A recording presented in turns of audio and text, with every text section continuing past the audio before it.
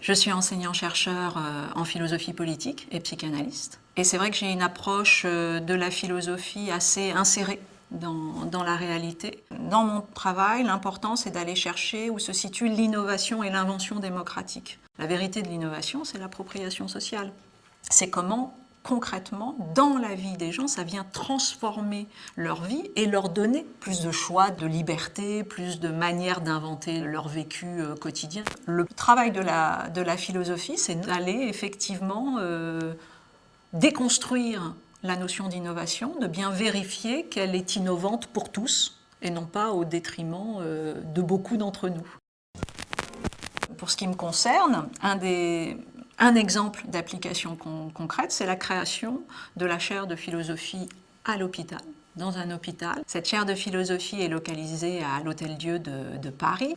L'idée, c'est effectivement de rappeler que l'hôpital est un commons, un bien commun, mais je dirais même un scientific commons, c'est-à-dire un lieu de savoir en partage. C'est dans ce lieu-là qu'il faut penser avec la philosophie.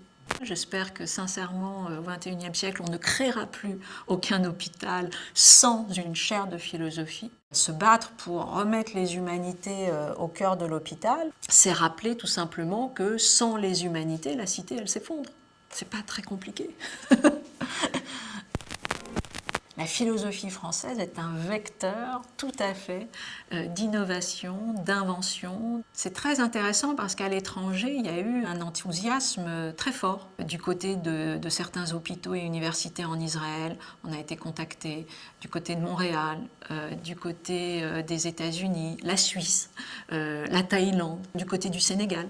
Donc tous les continents, tout d'un coup, se ressaisissent et ont envie de créer une espèce de transversale en disant « mais qu'est-ce que vous êtes en train de fabriquer ? Tiens, ça nous intéresse ». Et nous, c'est vrai qu'à la chaire de philosophie à l'hôpital, l'enjeu c'était ça, hein, c'était de créer un mouvement et de dire « venez, entre guillemets, nous hacker, venez regarder ce qu'on fait, faire la même chose, faire autrement, échangeons ». La France refait lien avec effectivement l'innovation sur le territoire international. Ce serait fantastique qu'à la fois nous soyons hackés et que nous-mêmes ensuite nous allions hacker les autres pour nous réinventer.